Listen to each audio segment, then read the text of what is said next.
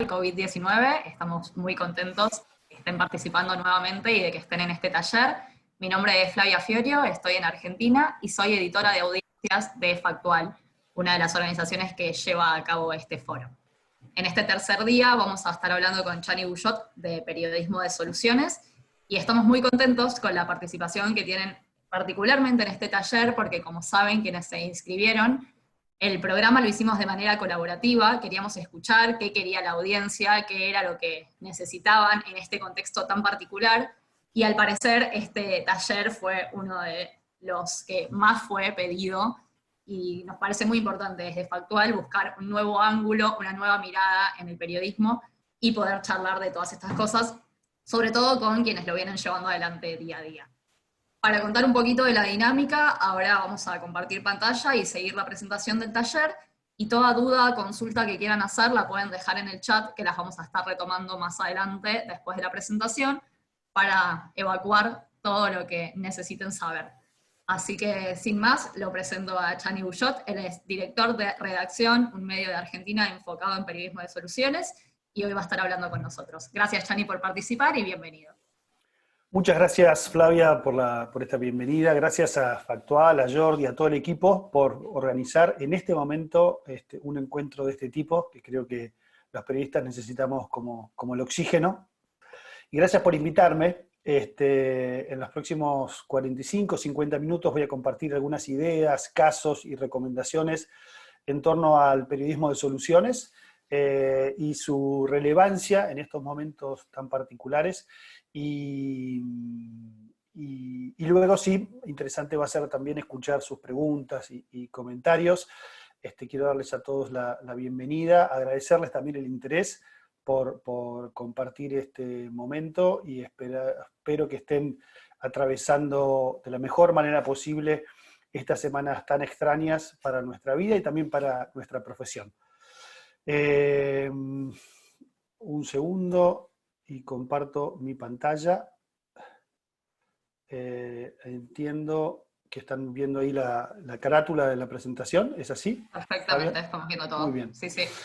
Bueno, me gustó mucho el título que le puso Jordi, es de él, o de alguien de la organización, a esta charla, que es narrar la esperanza en medio de la incertidumbre. Me parece que es muy relevante hablar del periodismo de soluciones, o de este enfoque de mirada constructiva sobre la realidad en un momento tan particular. Y bueno, en la presentación vamos a recorrer algunos de esos elementos y de por qué es tan particular, ¿no?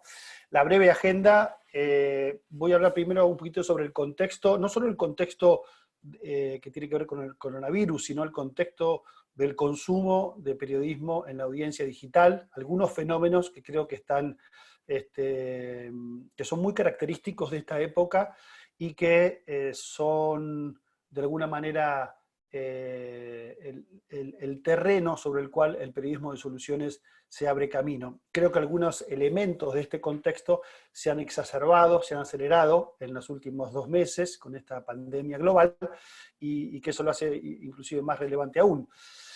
Segundo, una breve caracterización sobre qué es y qué no es el periodismo de soluciones, algún apunte específico sobre qué es lo que está pasando en estos meses con el periodismo de soluciones, el periodismo global. Luego, algunos sitios de donde inspirarse, recomendaciones, y por último, un cierre respecto a lo que yo llamo el desafío de equilibrar la mirada, que tiene que ver con específicamente nuestra tarea como periodistas y qué es lo que yo creo, al menos, que están reclamando las audiencias.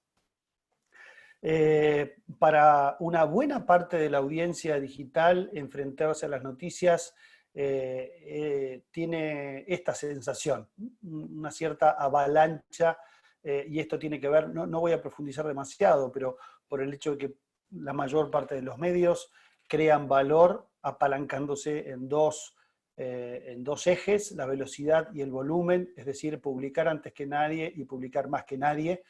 Lo que nosotros creemos en redacción, muchas de estas ideas son las que dieron origen a redacción, este medio en la Argentina, que con un equipo excepcional me toca trabajar, nos encuentran en redacción.com.ar, pero muchas de estas ideas, digo, son las que están detrás del proyecto, ¿no? Y apunto brevísimamente cuáles creo que yo son 5 de los ingredientes que están transformando este ecosistema para algunos en un ecosistema intoxicado. El primero tiene que ver con el sesgo de la negatividad, y hay una buena parte del periodismo de soluciones responde a este sesgo. El segundo tiene que ver con el fenómeno de la desinformación. Es súper interesante que la Organización Mundial de la Salud instaló el término y la discusión sobre la infodemia y el problema de la desinformación vinculado a la pandemia. El tercero tiene que ver, creo, con el fenómeno del clickbait y esta necesidad de crear títulos que fundamentalmente generen clics. El cuarto, creo yo, que en algunas de nuestras sociedades la hiperpolarización está también intoxicando este ecosistema. Y el quinto, la sobreabundancia de información, que yo creo que es un dato, es una característica, ¿no? Y que entonces reclama algunas respuestas de nuestra parte. Hay mucho escrito, yo lo traje esto porque esto es de 2018, lleva 2 años, pero cuenta algunos casos en particular de cómo la desinformación en torno a los temas de salud provoca daños reales en la realidad, digamos, ¿no? Y estos son los casos de cómo la desinformación vinculados a los movimientos antivacuna dañaron las campañas del ébola, por ejemplo, en África y demás. Y respecto al sesgo de negatividad, también en los medios hablamos hace mucho tiempo, este es un sesgo cognitivo que está en las personas, la ciencia, las neurociencias y las ciencias del comportamiento han demostrado hace tiempo que las noticias negativas, más allá de los medios, las noticias entre las personas suelen generar mayor atención, más rápidamente atención y más huella en la memoria que las noticias, digámosle, positivas o neutras. Pero este sesgo natural, cognitivo, creo que está siendo exacerbado en general por los medios. Y esto está teniendo como algunos resultados, ¿no? Nosotros mismos hablamos de este sesgo, del problema, y lo que es increíble es que asumimos que este sesgo negativo es parte del periodismo y que entonces el remedio o el resultado es desconectarse. En general, las notas periodísticas lo que recomiendan es desconectarse, asumiendo que el periodismo no puede ser de otra manera, o no que no puede graduar o que no puede ponderar ese sesgo negativo, ¿no? El periodismo de soluciones lo que viene a decir, entre otras cosas, es que la solución para el exceso de negatividad en los medios no es simplemente ver cierta desconexión, sino fundamentalmente mejorar la proporción, el menú, los ingredientes que un medio le ofrece a sus audiencias. Este ecosistema negativo tiene algunos datos muy, muy concretos. Jóvenes en los Estados Unidos, universitarios, 62% no distingue entre lo real y lo falso en términos de fake news. Solo la mitad de las personas creen que leer las noticias los ayuda a entender la realidad. Solo el 40% de las audiencias creen en los medios y el 50% cree que los medios tienen una visión muy negativa. Estos son algunos datos y puede variar en mercado y en el tiempo, pero básicamente yo diría que los medios no lo estamos haciendo muy bien. Este sería como el diagnóstico inicial. Y calculo que los que trabajamos en los medios siempre hemos recibido algún comentario de un primo o un amigo que te dicen, bueno, lo que pasa es que para los medios siempre está todo mal. Y creo que que hoy puede ser un prejuicio aplicado, si uno lo aplica a toda la industria, a todos los medios, en general sí está anclado en alguna evidencia. El reporte del Digital News Report del Reuters Institute sale cada junio. El año pasado identificó a lo que llaman los news avoiders, la gente que esquiva las noticias o evita las noticias, 32% en la audiencia general en todos estos países, en la Argentina 45%, en Chile 42%, México 37%, Brasil 34%. Lo interesante es que esto, o preocupante diría, que esto es sin sesgo etario, con lo cual, y hablando con la gente del Reuters Institute, si uno dice, en la Argentina en particular, por ejemplo, audiencia sub 30, los news avoiders pueden llegar al 65%. Y estas son cifras que crecen año a año. Y cuando se les pregunta a esta gente que esquiva las noticias, o los medios, diría, lo primero que dicen 58% es por su impacto negativo en mi ánimo. De allí la receta de la desconexión. El 40% porque siento que no tengo nada que hacer, el 34% específicamente por problemas de credibilidad o confianza, etcétera, etcétera, etcétera. Hemos tenido en el mes de marzo, toda la industria de los medios, un pico muy importante de audiencia, de crecimiento de audiencia. Para los medios muy grandes puede haber sido el 25%, 30% respecto a febrero. Para los medios medianos o pequeños, esto puede haber sido 100%, 200%. Conozco un medio que ha tenido un 300% de aumento de audiencia en el mes de marzo. Febrero ha caído, eso fue un pico que ya empezó a caer y se está estabilizando, posiblemente en un escalón un poco más arriba, depende de los medios, pero creo que no hay que confundir, digamos, el nivel de demanda de noticias que vivimos en marzo-abril a partir de la pandemia con un quiebre en esta tendencia. Yo creo que no soy optimista en principio respecto a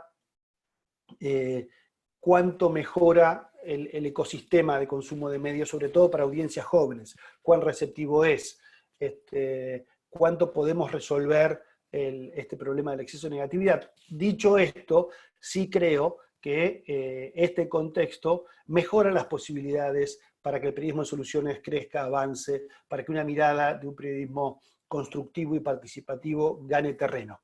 Y de eso vamos a hablar en un minuto. Esto lo vamos a pasar un poquito más rápido. Ahora, Wired hace ya 15 días publica esta nota. News fatigue es otro término académico, ya existe hace unos 6-7 años en la academia, gente que expresa agotamiento en el consumo de noticias.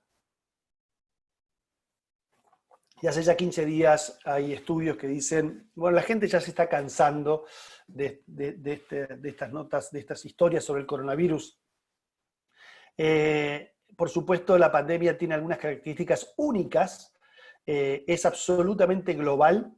3/4 partes del mundo están experimentando la pandemia en términos sociales, y nuestras cuarentenas y demás, pero al mismo tiempo es absolutamente personal.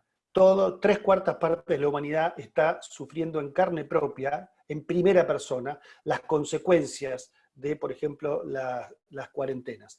Con lo cual, creo que también es un momento absolutamente único para hacer periodismo, para ensayar cosas y para mirar fenómenos como este en particular del periodismo de soluciones. Bueno, y los medios que decimos, si estás agotado de leer las noticias, ¿qué otras cosas te recomendamos hacer? Y esto también de hace unos 15 días respecto a cómo el salto de consumo de noticias por el coronavirus fue bastante alto y bastante rápido, y hoy está volviendo esa atención a niveles un poquito más habituales. Vamos ahora a hacer una breve caracterización de qué es, pero sobre todo de qué no es el periodismo de soluciones, que me parece súper importante. Y digamos, este es el único momento en que levanto la voz en esta presentación. El periodismo de soluciones no son buenas noticias.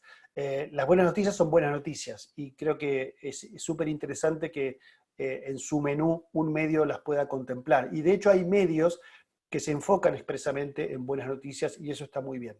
Ahora, el periodismo de soluciones es otra cosa, porque en mi opinión, las buenas noticias compiten con algunas desventajas en el mercado de la atención.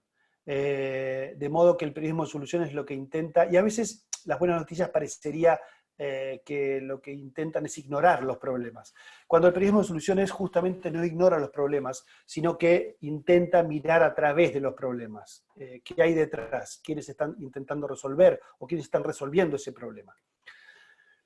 que no es el periodismo de soluciones, no son buenas noticias, no es un maquillaje de la realidad, no es notas que sean voceros de ONGs, no es el culto al héroe, no es la panacea. El periodismo de soluciones no viene a ocupar, a reemplazar el periodismo. Acá me parece importante, o por lo menos nuestro approach en redacción, y lo que yo entiendo es que lo que debería el periodismo de soluciones es compensar, es equilibrar el sesgo de extrema negatividad.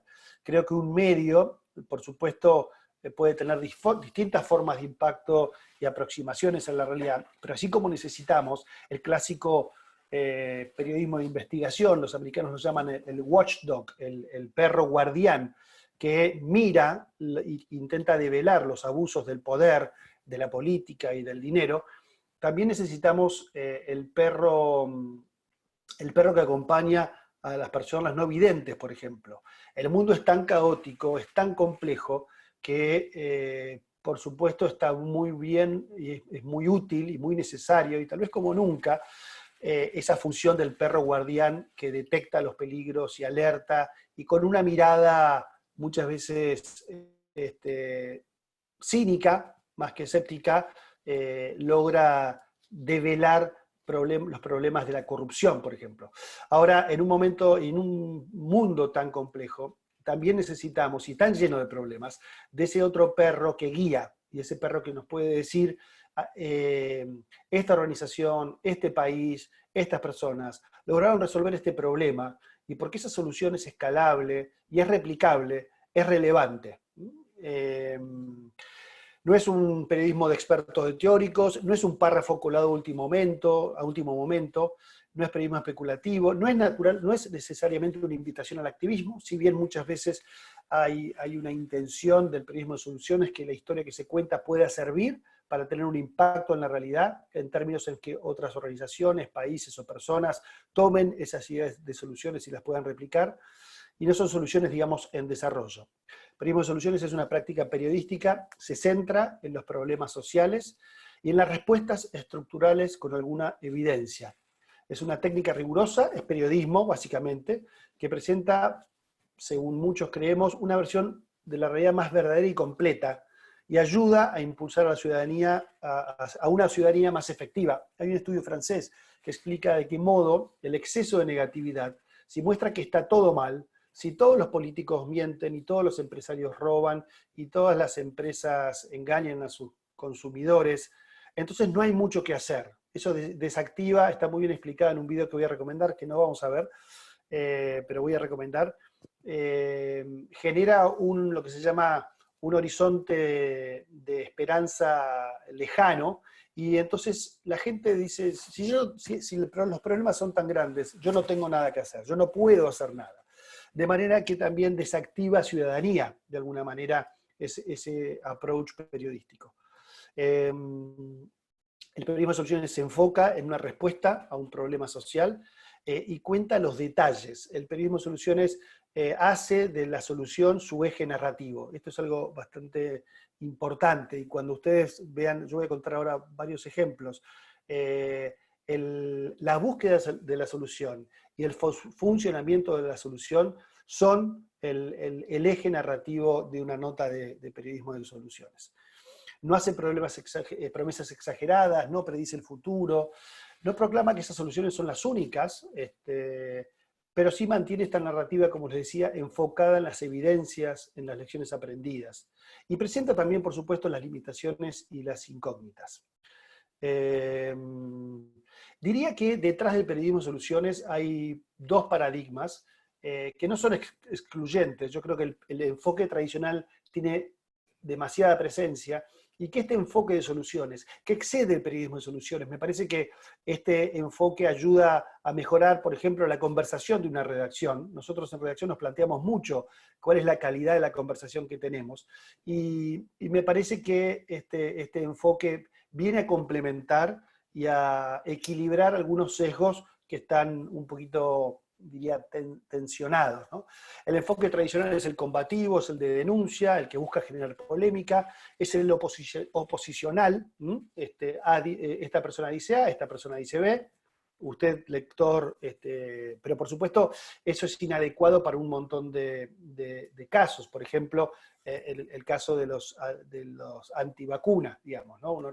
Un periodista responsable no podría hoy decir, esta persona dice que las vacunas funcionan y esta persona dice que las vacunas no funcionan, porque la evidencia científica respecto a por qué funcionan las vacunas nos demanda, digamos, una responsabilidad.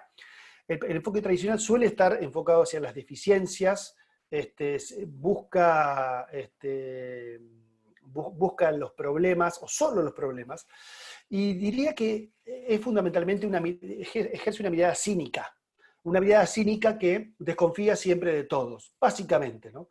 Yo creo que las conversaciones en las redacciones suelen girar en torno a esta actitud, y es un problema, yo creo que es parte del problema que tenemos las redacciones para conectar con las audiencias. El enfoque de soluciones, yo diría el enfoque equilibrado, sabe que puede haber cuestiones combativas y de denuncias, pero necesita incluir esta mirada constructiva. Por supuesto tiene una alta cuota de lo que hoy llamamos periodismo explicativo, que es explicar los problemas y soluciones, busca entender antes que juzgar.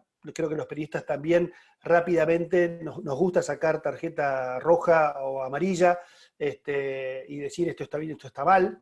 Inclusive en la América Latina, más allá de los géneros de opinión, que fundamentalmente intentan hacer eso, pero este periodismo intenta entender, intenta ponerse en los pies de los protagonistas de la historia, o de los interlocutores, o de las fuentes.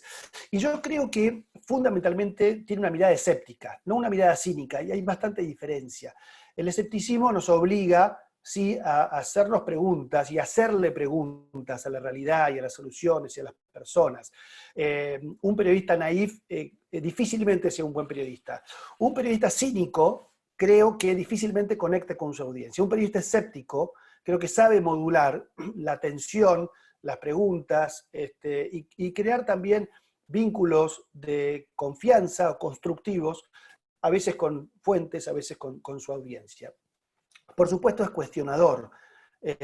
Crear preguntas yo creo que es la herramienta básica de un periodista. Hacerse preguntas es la herramienta básica de un periodista que intente pensar lo que está haciendo, ¿no? Pero es un circuito abierto, intenta dialogar, sabe que no tiene todas las respuestas, ¿no? Con lo cual yo creo que esto excede la cuestión del periodismo de soluciones, pero es interesante planteárselo, ¿no? Creo que estoy yendo bastante más lento de lo que pensaba, así que voy a acelerar un poquitito. En concreto, yo creo que si el exceso de negatividad genera paralización y desánimo en las audiencias, el periodismo de soluciones puede generar movimiento y entusiasmo, porque muestra modelos de personas y organizaciones que están buscando y a veces encontrando soluciones a nuestros desafíos sociales más urgentes. Este es un video que les recomiendo, no lo vamos a ver, se llama Hey Google, es un proyecto que desarrolló Google con Solution Journalism Network, y creo que explica de manera excelente este desafío, diría, cognitivo y de conexión respecto a por qué el exceso de negatividad está minando la confianza entre los medios y sus audiencias.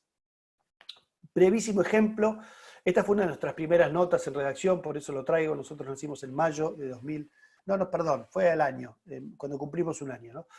Se cumplía en la Argentina el plazo que la ley le daba a los gobiernos provinciales para cerrar los manicomios y trasladar a las personas internadas a otro tipo de instituciones.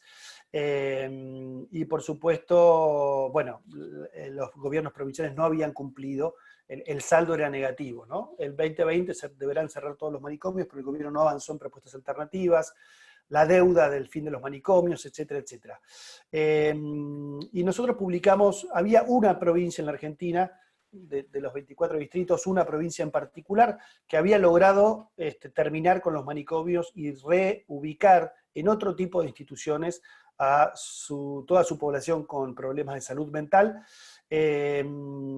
Bueno, y fue, digamos, una manera bastante transparente para nosotros de cuál es el tipo de enfoque que se le puede dar a estos temas mentales, estos temas sociales, estos desafíos sociales, desde una mirada constructiva. Por supuesto, tiene que estar la denuncia, el hecho de que si el Estado no cumple con la ley, hay que decirlo, pero si uno de esos estados particulares lo cumple es importante apuntarlo y explicando también cómo lo hizo y cómo fue esa solución y demás. Respecto a la relevancia de este enfoque en tiempos de pandemia, me parece que habría muchísimo para decir. Nota de la semana pasada del Pew Research Center, 7 de cada 10 americanos dicen que necesitan tomarse un recreo de las noticias sobre el COVID-19, y en el texto explica que el exceso el impacto de esa negatividad los estaba afectando fuertemente. Ahora, si la gente renuncia a informarse sobre el COVID-19, renuncia también a saber cómo se actualizan las medidas de prevención, qué es lo que debe hacer a nivel personal, familiar, social, para lidiar con esta pandemia. Y quiero comentarles brevemente ahora una nota que salió hoy a la mañana, muy buena, en journalism.com.uk, sobre la experiencia del Guardian. The Guardian tiene una de las primeras secciones dedicadas a periodismo de soluciones, se llama The Upside, y esa es una sección que venía publicando unas 3 historias por semana habitualmente, y en el último mes publicó 3 historias por día. Creo que es una muy buena fuente de inspiración. Pero también hay algunas lecciones respecto a cómo enfocar un periodismo de soluciones en este contexto tan particular. Primero, comenzar por el problema y quién lo está haciendo mejor, quién está resolviendo ese problema. Esto que es tan simple, creo que es posiblemente la herramienta cognitiva número 1 si uno quiere desarrollar periodismo de soluciones. Preguntarse, identificar un problema en particular y preguntarse quién lo está haciendo mejor. Y después les voy a compartir un link que inclusive ya incluye cuáles son las 25 preguntas que podríamos hacernos en una redacción, en este caso. Y me parece que este es un ejercicio muy interesante para sus redacciones. ¿Qué preguntas deberíamos estar respondiendo? Específicas y concretas. Por ejemplo, ¿cómo lidiar con las personas que tienen discapacidad en estos momentos? Y ahí la pregunta sería, ¿cuál es la ciudad o el pueblo o la organización que mejor está haciendo prevención o asistencia a personas con discapacidad en este momento? Si uno lista los problemas sociales que genera la pandemia, son muchísimos. Por ejemplo, el problema del acceso a la comida en poblaciones vulnerables. ¿Cuál es la mejor campaña de, ya sea recaudación o distribución de alimentos en nuestros países, en América Latina? Hay una que es la mejor. Hay una ciudad en nuestro continente que está manejando mejor que nadie, por ejemplo, la contención de los niños o las personas, las mujeres víctimas de violencia familiar. Bueno, ese es el tipo de periodismo que alienta este enfoque. Busquemos quién lo está haciendo mejor y contemos exactamente por qué.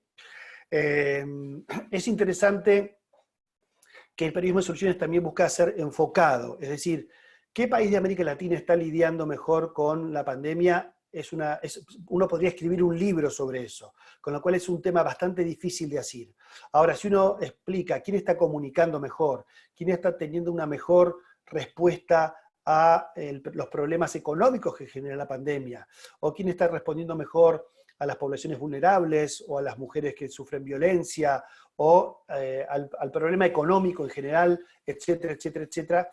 Es interesante saber que allí uno puede encontrar un caso.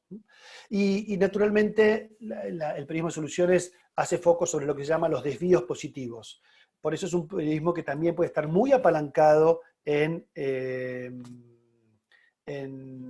periodismo de data, en bases de datos.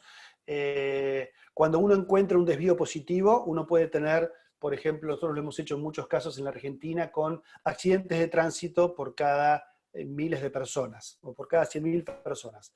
Y uno mira que en general en un país, en las distintas provincias o las distintas sociales, hay un ratio, y por ahí hay alguien que lo es mejor, pero a veces hay ciudades u organizaciones que están por fuera de la escala, que realmente lo hacen mucho mejor.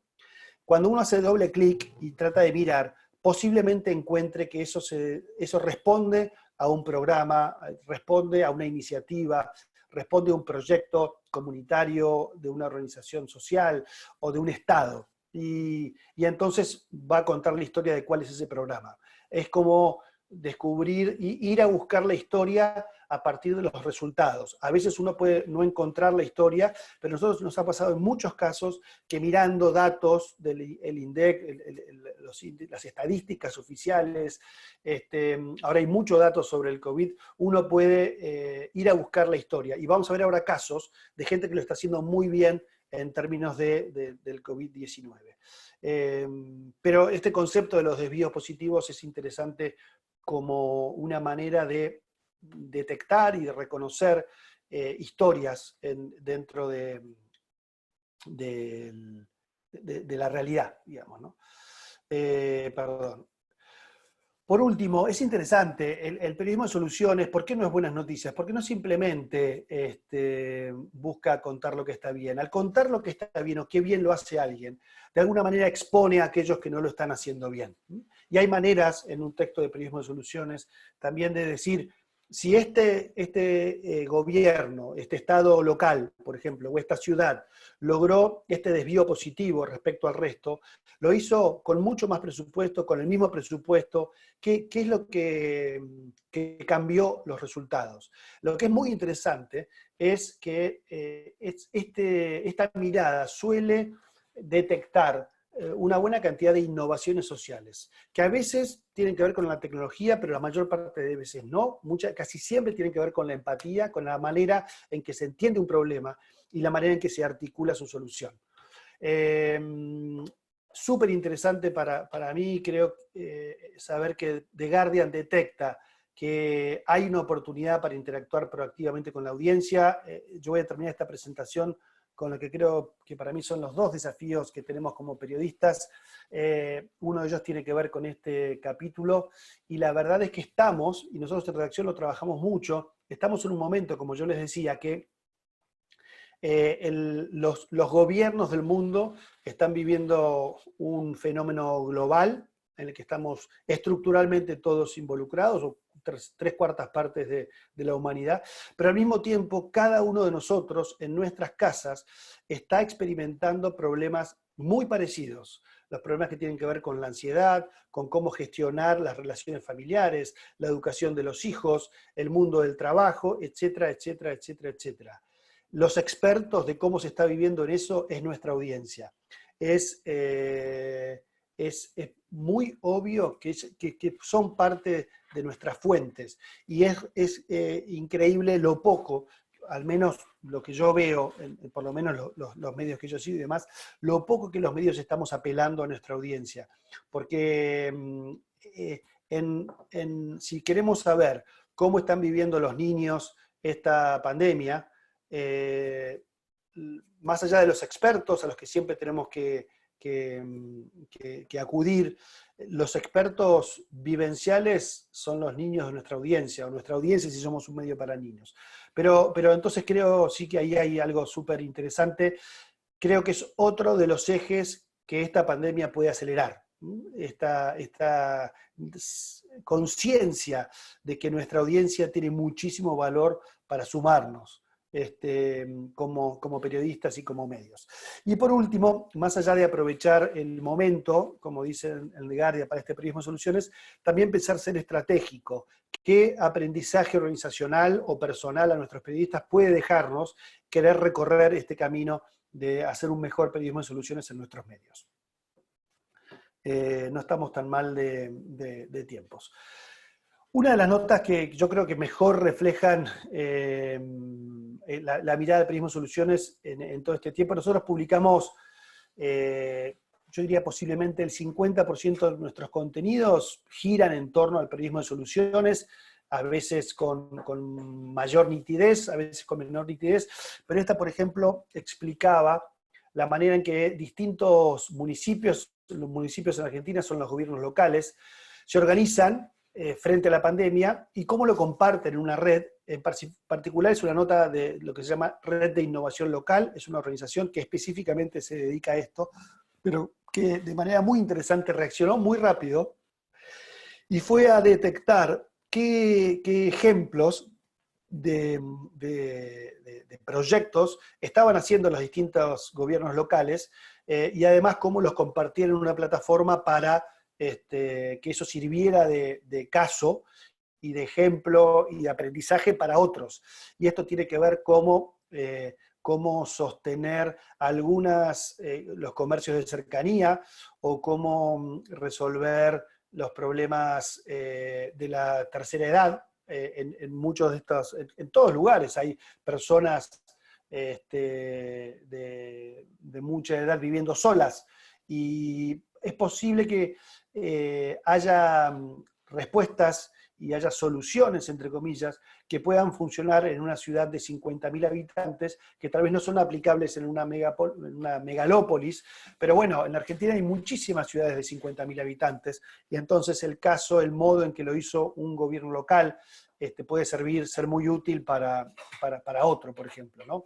De allí también esta idea de que el periodismo de soluciones busca no solo iluminar un caso, una solución en particular, sino también que eso sirva como espejo y que pueda tener un impacto en otros. Traje este caso de National Geographic porque creo que está muy bien, esta nota es excelente. Dice, bueno, Nueva Zelanda efectivamente eliminó el coronavirus. Here's what they did right. Esto es lo que hicieron bien. Y la verdad es que la segunda parte del título es lo que convierte a esta nota en, para mí, un excelente ejemplo de periodismo de soluciones. Esto es lo que hicieron bien. El cómo. El cómo es la pregunta clave al momento de desarrollar una nota de periodismo de soluciones. Por supuesto, nos anticipa que hicieron una cuarentena muy estricta y una austeridad. También se pregunta cómo sigue, what's next, pero me parece que lo traje también porque hace foco sobre los detalles de esta solución. ¿Cómo hizo Nueva Zelanda para efectivamente eliminar el coronavirus? Los Angeles Times, los alemanes evadieron lo peor de la crisis del coronavirus, pero ¿cómo lo hicieron? De vuelta, simplemente lo traigo, no vamos a profundizar, pero lo traigo para apuntar esta idea de que la pregunta fundamental en una nota de periodismo de soluciones es el cómo. En un mundo cada vez más complejo, creo que esto es cada vez más relevante, y por supuesto hay medios como Vox, y hay un género que son el periodismo explicativo, que por supuesto está muy cerca de esta práctica, y que a veces puede ser la forma narrativa de expresar una nota con este enfoque de periodismo de soluciones. Esta es otra nota que es excelente, salió esta semana también en The Guardian, justamente creo que en el capítulo The Upside. Podría haber muerto si no me hubieran rescatado. La vida dentro de los hoteles para los homeless. Lo que hizo Londres es que a los sin techo abrió hoteles desocupados y los ubicó ahí. Varias ciudades hicieron esto.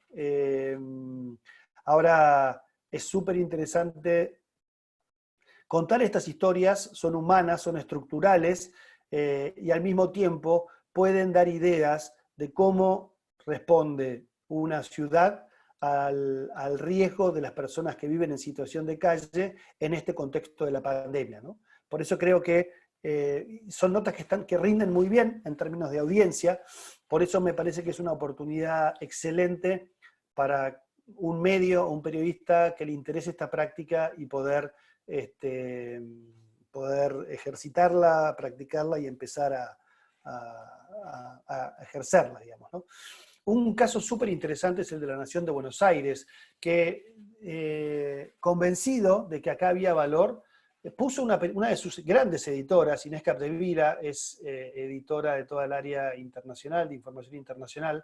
Yo, digamos, y lo sé porque lo he visto, digamos, ¿no? Puso a Inés Capdevila a mirar la realidad con este prisma.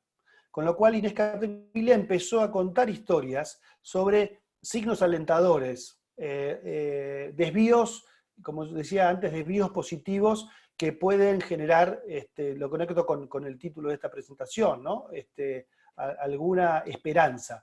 Es un laburo muy profesional que hace Inés, porque en ningún momento promete que esta es la solución o esto es la forma de resolverlo, pero cuando uno mira la evolución de los indicadores en distintos países y los ejemplos y demás, con este prisma logra encapsular casos, historias, series de datos, y entonces contar estas historias.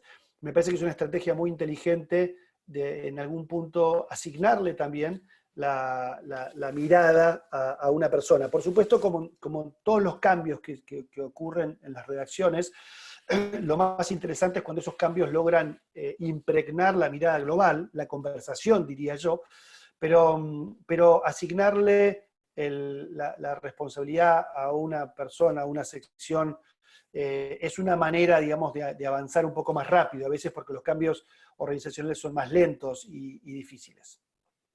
¿Dónde inspirarse? Esto creo que es muy interesante.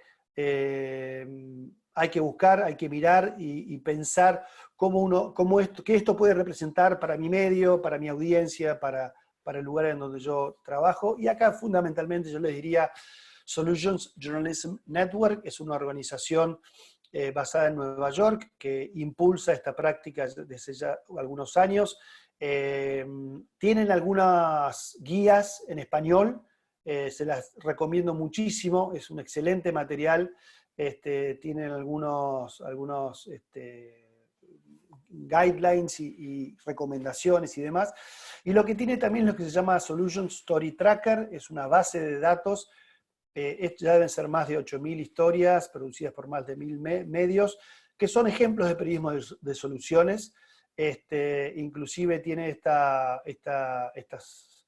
ya 4 conjuntos, algunos son respuestas al coronavirus, maneras de contenerlo, bueno, creo que hay que recorrerlos, están en inglés, la mayor parte de ellos igual se pueden poner en Google Translate y saber de qué se trata, y de allí yo creo que pueden salir muchísimas ideas.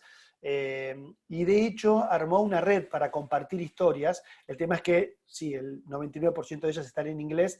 No tengo claro si los derechos de compartir están también adaptables para traducir, pero pueden investigarlo, está todo descrito ahí en solutionsjournalism.org. Y luego hay un montón de medios que están incorporando esta mirada, muchas veces, como yo les decía, en formato de secciones, ¿no? Les mencionaba The Guardian, no lo veo por aquí, debe estar por aquí, o por ahí me lo olvidé. The Guardian con The Upside, The New York Times con Fixes, creo que se llama. Es si se quiere, la sección que dio origen al movimiento, creada por David Borstein hace muchísimos años, pero todos estos medios tienen algún espacio dedicado, digamos, a esta mirada constructiva. No todos tienen ni el nombre ni el sello del periodismo de soluciones. Creo que lo menos importante es saber si hay un sello o no hay un sello. Me parece que esto tiene que ver con una manera de aproximarnos a la realidad, con una temperatura de contar historias y también con cuál queremos que sea el impacto de nuestro periodismo. Voy a ir ya por terminar, venimos bien, periodismo de soluciones, algunas recomendaciones.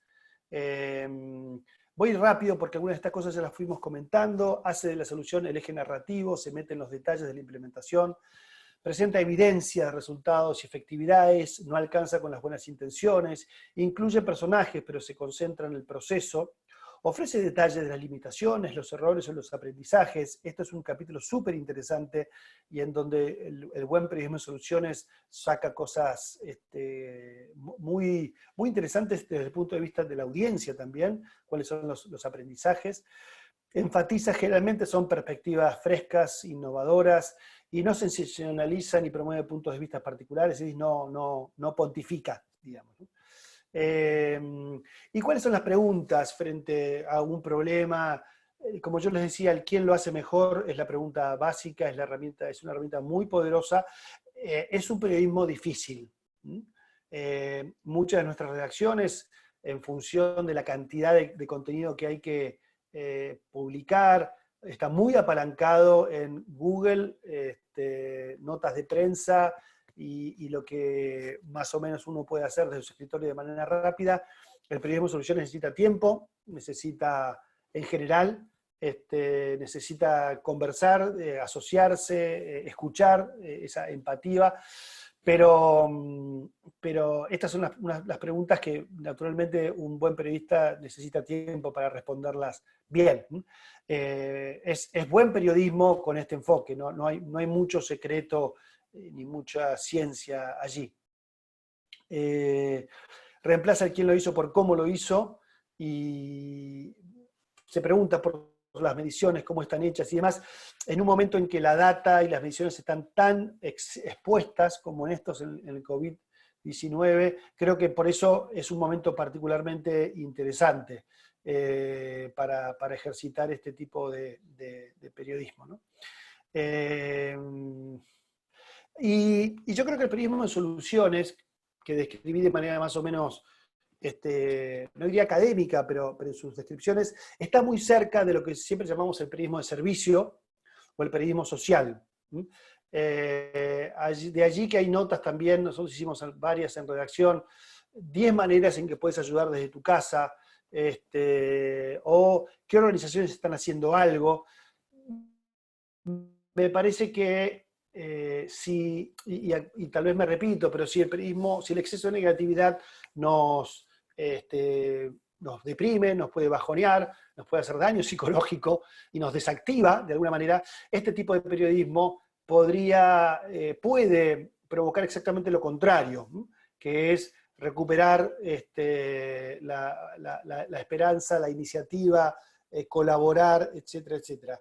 Creo que acá sí se juegan cosas muy profundas respecto a cuál creemos que es el rol de los medios en la sociedad, y me parece que siendo testigos de lo que está cambiando la sociedad en el siglo XXI, del cambio que impulsa, acelera, si se quiere, esta crisis, esta pandemia, sería absurdo no preguntarnos cuál es nuestro rol como medio, cuál es el impacto.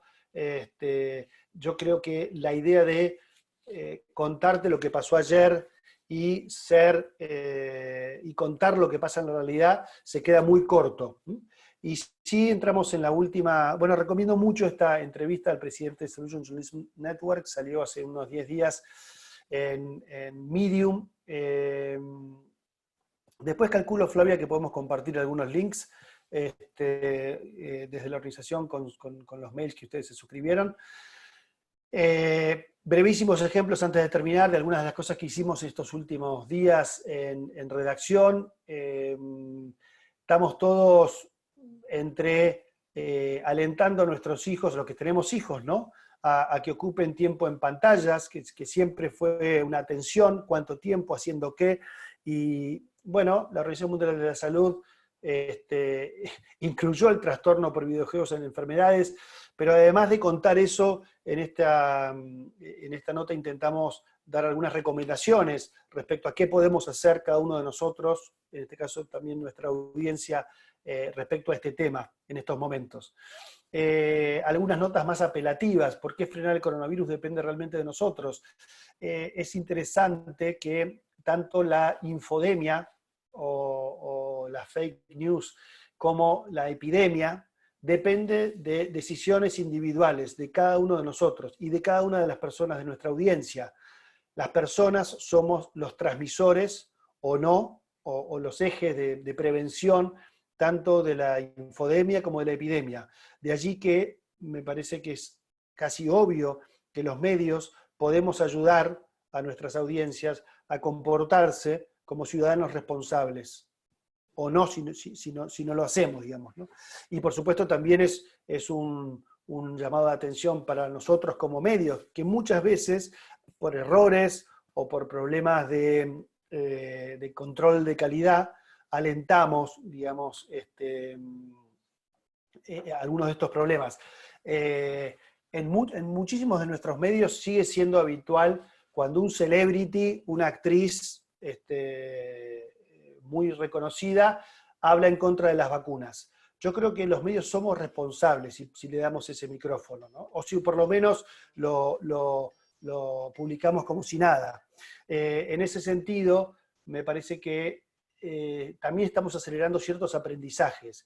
Y yo veo cada vez más, con enorme alegría, cómo los medios, cuando hablan de un femicidio, cuando reportan un femicidio, al pie ponen los números de teléfono a los que acudir si una persona tiene problemas de violencia doméstica, por ejemplo. O cuando se habla de un suicidio, y hay bastante academia, hay bastante literatura al respecto de cómo los medios tenemos que hablar de los suicidios para no generar efectos complejos en nuestra audiencia, en donde también cada vez más medios consignan los teléfonos de asistencia al suicidio. Este es el tipo de conversación que creo que esta crisis debería profundizar y acelerar en nuestras redacciones. Voy a ya terminar. Yo creo que tenemos un enorme desafío en términos personales, cada uno de nosotros como periodistas, los editores y las redacciones, de equilibrar la mirada en dos sentidos. Por un lado, del modelo tan siglo XX, broadcast, monologal, unilateral. Yo soy un medio, miro la realidad, te la cuento. Yo soy un periodista, reporteo un tema, escribo la nota, la publico y me pongo a trabajar en el siguiente tema, de un modelo conversacional y participativo. Yo creo que el futuro, y creo que esto hay que equilibrarlo, por supuesto, pero el futuro va a tener mucho más que ver con modelos conversacionales y participativos. Es uno de los focos fundamentales que trabajamos en redacción. Muchísimas de nuestras notas nacen consultando a nuestra audiencia, a nuestros miembros o nuestros suscriptores de newsletters, porque sabemos que allí hay preguntas que nuestro periodista tal vez no se hace. Por supuesto, el periodista tiene la responsabilidad de hacer bien su trabajo, tiene su técnica, tiene su experiencia, tiene sus fuentes, pero muchísimas veces hay, diría, aspectos ocultos del tema que se develan cuando notamos que 250 personas, al participar de una encuesta donde le pedimos que nos cuenten su opinión o su experiencia o su caso, enriquecen la agenda, el punto de partida de un periodista. Y luego de lo que hablamos hoy fundamentalmente, de cómo este sesgo de negatividad tiene que ser equilibrado por una mirada que también se preocupe por encontrar en la realidad aquellos ejemplos, aquellos casos de personas y organizaciones y estados que están resolviendo algunos de nuestros desafíos sociales más urgentes. Muchas gracias y ahora sí, quedamos, Flavia, para la conversación, las preguntas de todos ustedes. Perfecto. Voy a dejar de compartir mi pantalla. Hablando ahí en el chat, recopilando un par de preguntas, pero tenemos una media horita más para aprovechar. El que quiera puede dejar las preguntas en el chat y acá las retomamos. Nos preguntaron mucho si nos podías compartir esta presentación, Chani, así que les aviso a todos que esto va a quedar grabado y se va a subir a YouTube, pero si te parece, Chani, nos la pasás por mail y la mandamos a toda la base. Absolutamente, está disponible, por supuesto, para todos ustedes. Bien, así que ahí vamos a tener todo para releer. Y acá vamos a empezar con una pregunta que hicieron varias personas y me parece muy pertinente en tanto este foro, que es cómo es la convergencia entre periodismo de soluciones y periodismo de ciencia.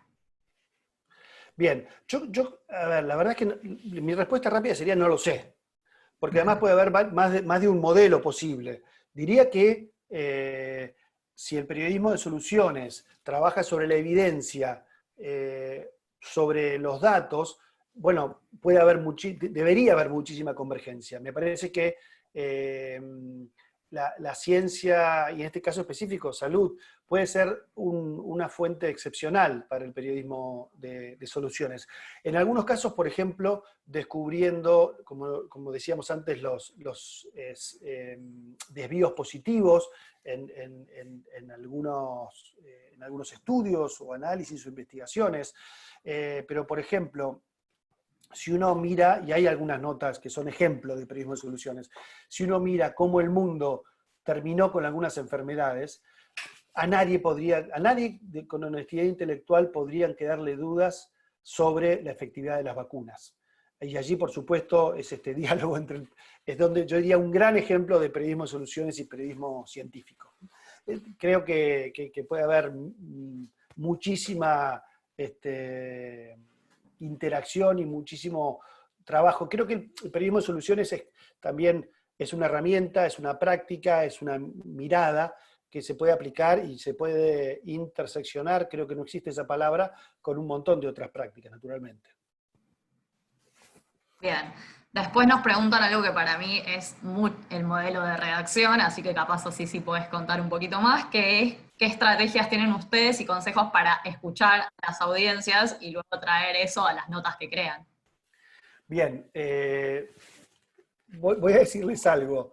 Nosotros hoy estamos muy contentos con cómo estamos trabajando este capítulo en particular, que es la escucha. Somos una organización pequeña, 16 personas en total. Nos llevó mucho tiempo y mucho trabajo. Ustedes no saben, yo diría, es increíble los resortes internos que tenemos como periodistas, lo que nos cuesta cambiar nuestros sesgos cognitivos, nuestra forma de trabajar, nuestras rutinas. Yo diría que como estrategia sí es muy bueno, primero que esto sea una decisión muy clara desde toda la organización. Yo creo que este tipo de cambios en las redacciones se dan de arriba hacia abajo, en términos de secuencia, se producen luego abajo, digamos, ¿no? Cuando uno cambia la conversación. Pero si no hay una decisión muy clara y muy explícita de quienes conducen un equipo, es muy difícil avanzar en esta transformación. Lo segundo suele ser muy útil, como en todos los cambios organizacionales y en particular en unas redacciones, tener lo que los anglosajones llaman un champion, una persona que tiene la claridad, la energía y el poder hacer. En nuestro caso tenemos una editora de participación y por supuesto hace un año mandaba un mail y volvía, digamos, tiraba una pelota y volvía desinflada, y hoy gestiona una conversación en donde puede haber semanas en que hay 4 proyectos abiertos, y cuando vemos que hay alguna nota que está teniendo poca participación, manda por Slack un mensaje, y somos muchísimos los que en nuestras cuentas personales replicamos la campaña, entre comillas, para que más gente participe y demás. Diría también que es un camino difícil, hay que encararlo, que además, si tu audiencia no está habituada, al principio tampoco va a haber mucho feedback, digamos, ¿no? Pero me parece que empiezan con una convicción, que hay valor, con una persona que pueda asumirlo, con algunos proyectos específicos y pequeños y claros. Por ejemplo, nosotros hicimos algo que nos fue muy bien y que fue una de las primeras cosas que hicimos, que fue armar una encuesta en Google Docs muy simple, la hice yo, que le preguntaba a nuestra audiencia cómo lidian ustedes con las pantallas en casa. ¿Cómo gestionan las pantallas en casa? Era una pregunta más o menos abierta, pero cerrada y luego abierta, con testimonios. El feedback que recibimos, participaron no muchas personas, 130 personas. Ahora, la riqueza de esos comentarios fue tal que la nota finalmente fue 39 ideas para lidiar con las pantallas en casa. Tabulamos, hubo que hacer un laburo importante, digamos, porque se repetían, por supuesto, muchas ideas, pero al final había algunos testimonios que nos parecieron tan ricos, tan interesantes, que fueron directamente posteados así como nos lo dijeron. Entonces yo creo que hacer pequeños ejemplos, y en este caso, por supuesto, las pantallas en casa, yo me imagino, acá somos ahora 111 personas, me extrañaría muchísimo si 100 de nosotros en algún momento del último mes no se preguntó cuánta pantalla, tanta pantalla, menos pantalla, sobre todo los que tenemos hijos, y estrategias personales. Yo me considero un adicto al teléfono y tengo una relación amor-odio por la cual intento que no esté en mi mesa de luz a la noche. Bueno, y lo digo porque es un tema donde nos aprieta el zapato a todos. Entonces yo empezaría a elegir ese tipo de temas para habilitar esa participación, ¿no? Y lo más difícil es que si uno pregunta, tiene que estar dispuesto a escuchar. Y tiene que estar dispuesto a que se escuche, me modifique en algo. Mi plan, mi fórmula de trabajo, etcétera, etcétera, etcétera. No sé si respondí, pero... más o menos. Yo creo que respondiste y Bien. acá tenemos muchas preguntas sobre el equipo y cómo se crean y un poco con lo que decís acá de escuchar, hay una pregunta que me parece muy interesante, que es cómo darle seguimiento o medir de alguna manera el ejercicio de periodismo de soluciones sin caer en solo las métricas cuantitativas, que no sea solo los likes o la cantidad de seguidores, sino ver de otra manera el impacto que hay detrás. Está buenísimo. Este es uno de los temas más complejos y más interesantes, ya que le ponemos mucho foco nosotros. Eh, si tu modelo es la publicidad digital, estás complicado, porque la verdad es que los likes y los uniques digamos, hay un modelo de negocio al que le sigue un modelo editorial, en donde vos necesitas clics. Entonces vas a hacer títulos muchas veces que no diría que son engañosos, pero que si en la facultad aprendimos que lo más importante va al título, la práctica en muchísimas redacciones muy serias hoy es que lo más importante va en el párrafo 3 y hay que sugerirlo en el título para que la gente haga clic y haga 2 scrolls, y en ese cúmulo, si yo tengo más clics, puedo mover para arriba mis tarifas, si yo tengo 2 scrolls, puedo presentar una publicidad. Bueno, este es un problema grave, no sé, nosotros en Reacción estamos intentando la solución. Por supuesto, el alcance es una medida del impacto de tu periodismo, pero en nuestro caso no es el principal. De hecho, tenemos un informe de impacto mensual entre nosotros, en donde hay una buena cuota cualitativa, qué conversaciones pudimos promover, esas conversaciones qué tan originales y distintas son a las conversaciones ya instaladas. Sí medimos la cantidad de participación, cuánta gente participó, en eso hacemos mucho trabajo en Instagram, por ejemplo, en donde tenemos una comunidad súper participativa. Ahora es una comunidad, ustedes saben que Instagram no devuelve tráfico, es muy difícil, tenemos el scroll o el swipe up en las stories, pero la gente generalmente cuando está en Instagram, no se va a los sitios. Entonces es todo un desafío también cómo articular, no sé si llamarlo un modelo de negocio, pero sí un modelo de ingresos que pueda poner en valor este tipo de experiencias participativas que no empujan directamente el negocio del volumen. Ahora, como nosotros somos también un medio de membresías, estamos intentando, todavía no lo hemos logrado, ver de qué manera este impacto cualitativo, conversacional, podemos medirlo y traquearlo mensualmente como una manera de devolverle a nuestros miembros también el valor que crean con su aporte mensual, digamos, ¿no?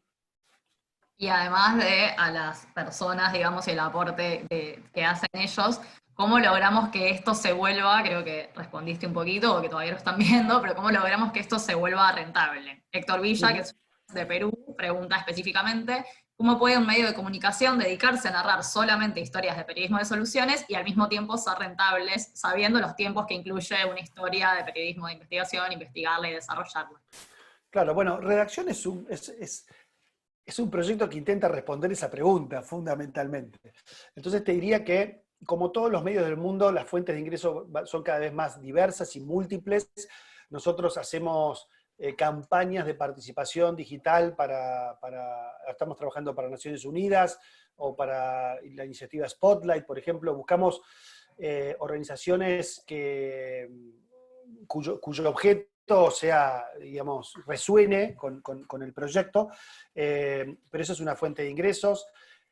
El programa de membresías es una fuente de ingresos. Nosotros tenemos un capítulo de newsletters muy grande donde tenemos sponsors, marcas, que con presencia de marca es un ingreso, si se quiere, más clásico, pero es otra fuente de ingresos.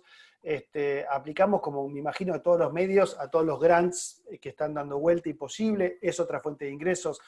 Entonces diría, yo creo que, no sé si es posible, no creo, voy a decirlo un poquito más afilado, no creo que sea posible construir un medio cuyo único enfoque sea periodismo de soluciones y que pueda construir allí un modelo de negocios, excepto que sea muy bueno en su impacto real, que sepa medirlo y que encuentre financiación, es decir, que sea un non-profit, una organización no lucrativa, y que encuentre fondos en el mundo, que los hay, que apoye este tipo de iniciativas que tienen más que ver con el cambio social, la participación ciudadana, el valor democrático y demás, en donde el periodismo, por supuesto, es el eje para lograr esos objetivos. Pero eso puede ser vivir de ser una non-profit y vivir de grants.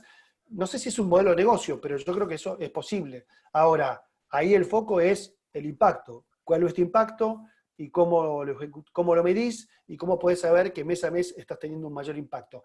Hablando de impacto, creo que es una palabra que hablamos muy poco en los medios, y es muy importante. Hay algunos impactos que son clásicos en los medios, como por ejemplo, revelar casos de corrupción. Y sí hay medios que se apalancan en eso y lo hacen muy bien y consiguen grants o miembros o suscriptores porque valoran mucho eso. En este caso yo creo que estas métricas de impactos tienen que ver con, pueden tener que ver con qué conversaciones habilito, qué participaciones en mi periodismo o en la sociedad, qué historias subrepresentadas logro iluminar, etcétera, etcétera, etcétera. Perfecto, bueno, creo que respondiste bastante a las preguntas y acá un poquito sobre los temas del periodismo de soluciones. Nos preguntan qué pasa cuando aún, por lo menos, no hay una buena solución al problema. Un caso en que no necesariamente sea una buena noticia o como lo que contabas de la provincia que logró esto cuando todavía no se logró solucionarlo. Es una buena pregunta porque me sirve para decir otra cosa. Yo creo que hay que estudiar el periodismo de soluciones, cómo se hace, mirar las guías de Solution Journalism Network que están en español, que son buenísimas, y en algún momento luego hacer periodismo. Y hacer periodismo es mirando, sí, estas guías y estas... Pero yo creo que si uno descubre que en el país en el que vive este problema no tiene solución, bueno, ahí por ahí hay un título. No sabemos cómo lidiar con las personas con salud mental, con problemas de salud mental y internadas en los manicomios. Este país no tiene una solución, y hay otros países que sí, tal vez la tienen. Entonces yo creo que allí, digamos, en última instancia, el periodismo de soluciones es periodismo. Y entonces aplican las reglas de la relevancia, de la excepcionalidad. Creo que tener en la alforja estos principios, estas herramientas, ayudan a hacer un periodismo más robusto, si se quiere, y que en la sociedad pueda agregar más valor. Pero no, me parece que tampoco hay que abordar esta práctica con esta idea de no es, sirve, no sirve, tenemos el sello o no tenemos el sello, digamos, ¿no? Creo que a mí me interesaría leer si en la Argentina vemos que ninguna ciudad de entre 50.000 y 100.000 personas logró resolver un problema que es muy importante. Creo que en ese sentido sería súper interesante, por supuesto. El levantamiento de la cuarentena, algún día. Por ejemplo, nada menos. Nada menos. Bueno, otra de las preguntas que te hacen, y me parece súper pertinente, no sé cómo está la situación en toda la región, cada uno tendrá su caso en particular, pero muchas de todos nosotros estamos en nuestras casas, entonces, ¿cómo podemos hacer periodismo de soluciones desde las aulas, universidades o donde fuere, a distancia en este momento? ¿Cómo buscar una historia que no está al lado mío y que quizás no puedo salir a verla? Claramente esa es una dificultad hoy por hoy. En general el periodismo de soluciones se asoma, digamos, está presente en los lugares. Es un periodismo del cuerpo a cuerpo y de tierra. Yo creo que mientras tanto es posible, para quienes no pueden salir, hacerlo con un buen reporteo de entrevistas, digamos, ¿no? Pero entrevistas en profundidad, viéndose la cara, pidiendo los documentos a los estados o las asociaciones cuya resolución uno está reportando. Si uno mira lo que está haciendo el Guardian, es tomando, el Guardian National Geographic, yo creo que no mandó a nadie a Nueva Zelanda para hacer estoy seguro que no mandó a nadie a Nueva Zelanda para hacer esa nota. Ahora miró las métricas y dijo, de los 10, desde el momento que tienen 10 muertos, qué medidas se tomaron, cómo se comunicaron a la población y cómo evolucionaron esas cifras en términos comparativos. Claramente Nueva Zelanda hizo algo extraordinario. Y luego hablar con los expertos, investigar decisiones del gobierno, gente del gobierno citada, sí. Y hoy por hoy la verdad es que la mayor parte de ese trabajo se puede hacer mientras tanto por Zoom, por teléfono o por WhatsApp, ¿no? En redacción, ¿cómo están haciendo? ¿Con qué dificultades vos que tenés un medio y que estás ahí día a día se enfrentan actualmente? A ver, yo diría, nosotros estamos saliendo casi nada. Ahora sí habíamos desarrollado una cantidad de vínculos, de fuentes y de proyectos que nos permiten estar bien parados para este momento y volver sobre comunidades a las que habíamos estado reporteando y conectados para, por ejemplo, volver sobre algunos temas en el contexto del coronavirus, ¿no? Pero te diría que lo que también hicimos fue poner mucho énfasis en lo que podemos llamar periodismo de servicio, que no es exactamente periodismo de soluciones, pero nos dimos cuenta que allí había mucho por agregar, entonces hicimos una guía con 50, bueno, debe tener unas 80 preguntas y respuestas muy simples, muy directas, bien catalogadas, que además está abierta a las preguntas de la comunidad, cualquiera puede decir, me gustaría saber la respuesta a esta pregunta, y esa pregunta entra en el proceso, la respondemos, se vuelve a incorporar, y luego muchas recomendaciones, muchas notas que trabajan sobre los desafíos que cada uno está viviendo en su casa, en términos profesionales, familiares y personales. Entonces, no sé si son notas de periodismo de soluciones clásicas, algunas son más de servicio, pero sí intentamos detectar esto, digamos, cómo alguien está abordando este problema. Y hay problemas sociales en nuestra América Latina que son brutales, como la violencia de género, o los problemas del hambre en determinadas poblaciones, y con buena investigación, algunas herramientas y la computadora se puede hacer lo mejor que se pueda, digamos, ¿no? Para reportarlas. También nos preguntan en una nota clásica de periodismo de soluciones cuánto contexto se le pone hasta llegar a la solución al problema, cuánto van desarrollando, y acá quiero agregar yo, cómo intervienen el resto de los actores. Si ustedes encuentran la solución a un problema por parte, por ejemplo, de una ONG, saben que es algo que debería resolver el Estado, lo ponen en la nota, no lo ponen, cómo juegan esos roles.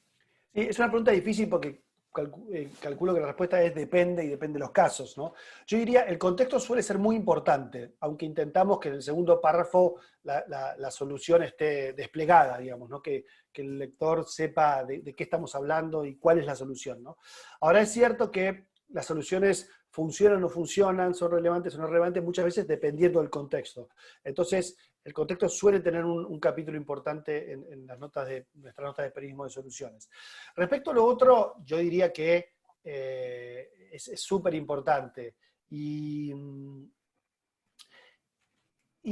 no sé cómo, no sé, a ver, yo diría, el Estado es el responsable, digamos, de organizar los recursos de una sociedad, las personas y las organizaciones, pero muchas veces yo creo que también tiene que ver con el mundo actual. Las organizaciones de la sociedad civil a veces cubren parches del Estado, y lo ideal sería que el Estado pueda resolver esos problemas, y en algunos casos que esas organizaciones hasta desaparezcan, pero muchas veces nosotros vemos que son una parte de la solución, que por diversos motivos estas organizaciones tienen la velocidad o la empatía, a veces los recursos, que el Estado no tiene y necesita, y entonces diría que en muchísimos casos estas soluciones o estas respuestas son combinadas, son mixtas. Hicimos una nota la semana pasada sobre una campaña muy grande en la Argentina que se llama Seamos Uno, que está entregando, yo creo que entregó ya más de 130.000 cajas de comida en barrios vulnerables, y claramente es una iniciativa, diría, liderada desde el espacio privado y desde empresas privadas, pero muy bien articulada con organizaciones de la comunidad de base y otras que trabajan más en áreas intermedias, pero que también el Estado ha tenido un rol y tiene un rol. Entonces yo creo que ese tipo de soluciones son a veces por ahí las más complejas, pero a veces también las más efectivas, ¿no? Y creo que esa es una manera de abordar esa inquietud. Bueno, acá nos pregunta Valeria si conoces alguna referencia del cruce de periodismo de soluciones y el periodismo de paz, y agrego, en varios de los comentarios nos preguntan también en el cruce de periodismo de soluciones y periodismo ambiental, así que quizás lo vamos a hacer general, de cómo se cruza el periodismo de soluciones con todos los otros tipos. Sí, yo creo que afortunadamente la transformación del periodismo avanza en estos pequeños clústeres, ¿no? Y creo que el periodismo de paz o el periodismo ambiental, el periodismo científico y demás, hacen punta de lanza en un aspecto en particular, y creo que la evolución del periodismo en general es cuando el ecosistema va tomando e incorporando algunas de estas particularidades, digamos, ¿no? Nosotros, el capítulo ambiental, cambio climático, es muy importante para nosotros, es uno de los 5 temas sobre los que le dedicamos muchos recursos y tiempo. Planeta es una de las newsletters con más open rate, y tenemos ahí una excelente periodista trabajando. Yo diría que esto es un diálogo y que posiblemente muchas de estas ideas son absolutamente aplicables al periodismo científico o al periodismo ambiental o al periodismo de paz. Creo que el futuro del periodismo, en parte, la transformación del periodismo que necesitamos, va a acelerarse también en función de nuestra capacidad de diálogo y en esta diversidad de, entre comillas, nuevos periodismos, ¿no? Me parece que cada uno de estos están enfocados en resolver una parte de los desafíos que tenemos como disciplina, como profesión, oficio, en función de las audiencias, y estoy seguro que hay ahí oportunidades para que este diálogo de diversidades genere mayor impacto, mueva más rápido la aguja, etcétera, etcétera. Bueno, nos quedan unos 8 minutitos, pueden seguir haciendo sus preguntas, yo quizás no retomé alguna, así que pueden volver a ponerla. Y acá te voy a retomar una de las que pusieron al principio, de Ian Cavazos, de México, que es un tema de gran actualidad, que es cómo se manejan con la desinformación que hay hoy en día. ¿Qué hacen? Si encontraron algún buen ejemplo, un ejemplo concreto que quieras dar desde redacción. Bueno, es súper interesante la pregunta y me habilita para contar. Redacción es un proyecto de proyectos también. Algunos de nuestros críticos, con razón, dicen que hacemos demasiadas cosas, pero es un proyecto súper interesante que se llama Verdadero Falso. Nos preguntamos, por supuesto, yo lo mencionaba, el problema de la desinformación está afectando al ecosistema. Como medio no podemos estar ajenos a ese fenómeno, y lo que hicimos fue trabajar sobre un formato en particular, ¿no? Si ustedes entran a redacción.com.ar/verdadero falso, va a estar en los links, van a encontrar un juego. Acabamos de terminar la edición, diría que está casi en beta esta edición de contenidos. Es un juego en el cual uno ve una información y tiene que decidir si la comparte o no, porque si cree que eso no es desinformación. Y luego de compartirla, el juego te dice si te equivocaste o acertaste, es decir, si era desinformación o no, y por qué. Es un juego pensado para jóvenes de alumnos secundarios, y que estamos armando una investigación en paralelo que nos permita saber si efectivamente tiene impacto en términos de entrenar las capacidades de una persona para detectar desinformación. Y esto tiene que ver con el nivel de emocionalidad de un título, la existencia o no de fuentes, el medio en el que se publicó, etcétera, etcétera. Lo hicimos asociados con Socio Público, un estudio que está en la Argentina, súper interesante con el trabajo que hace. Ellos hicieron la parte de tecnología fundamentalmente, lo hicimos con el apoyo de Google Argentina. Voy a incluirlos en el link, y este es un proyecto que esperamos amplificar, exportar y que se multiplique. Realmente esperamos que en algún tiempo haya versiones por países, etcétera, etcétera, con lo cual también esperamos de acá a un mes tener algunas novedades como para... El juego está en redacción.com.ar/verdadero falso, o si ponen en Google debería encontrarse. Como les digo, esta es una versión beta 2 casi, la versión 1.0 sale en próximas semanas. Modificamos algunas cuestiones de la UX y algunas cuestiones de diseño, pero van a encontrar temas del coronavirus, y ustedes tienen que decidir si lo comparten o no, y al final verán cuántos puntos tienen y en qué ranking están. Creo que está hoy agregando la última semana, quienes han jugado en la última semana. Bueno, entonces juntos vamos a compartir la presentación, si nos la mandás, y todos estos links para que puedan revivirlo. Chani ahí puso su arroba de Twitter, así que ahí también pueden ir viendo todo lo que va subiendo. Muchas gracias, Chani, por participar. Acá, perdón, Flavia, voy a poner Obvio. en el chat, ¿dónde está el chat? Acá ¿El está juego? el link, ahí está. Bien. Lo pueden copiar. Como les digo, versión beta, hay cositas para corregir y demás, pero... Y mi correo, sí, por supuesto, lo dejo aquí también. Es muy fácil, segullotgmail.com. Suelo poder tomarme 48 horas en responder. Si en 4 días no respondí, repitan por favor el mail. Bueno, y les pedimos a todos si pueden poner sus cámaras, que queremos sacar una foto final de las sesiones. Vamos a tener que sacar varias, porque en este momento somos 108 participantes, tuvimos como un pico de 116 personas, así que espero que les haya gustado el taller, y todavía pueden inscribirse a un montón de cosas que suceden hoy y en 3 días de la semana siguiente. Así que, Kets, ¿estás lista para sacar la foto? Estoy listísima. Vamos a sacar 5 fotos porque de todos los cuadritos se hacen 5 páginas, entonces ténganme paciencia, pero ahí voy con la primera foto. ¿Listos? 1, 2. Pónganse lindos. Esa fue la primera. Bueno, yo les agradezco mucho a todos este tiempo, el interés. Entren a redacción.com.ar, manden mails, critiquen, aporten y jueguen a verdadero o falso. A ver qué les parece. Genial, fantástico. Pues ya ahí fueron todas las fotos. Las fotos las vamos a todos. subir ahora a Twitter, que están ahí preguntando en el chat. Muy bien. Chani, Bueno, gracias, Chani. Sí. saludos desde Perú, ¿cómo estás? Un gusto saludarte y felicitarte por la disertación. Disculpe que rompa un poco el protocolo de la mesa, pero me pareció muy, muy interesante tu disertación. Si podrías volver a repetir el link del juego que encontramos en la página de redacción. Sí, está en el chat y es redacción.com.ar/verdadero o falso, todo junto. Gracias, Chani. Un fuerte abrazo, Por cuídate mucho. favor. Gracias a ti.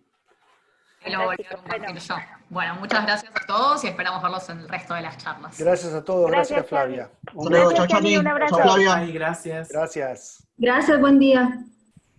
Muchas gracias. Gracias.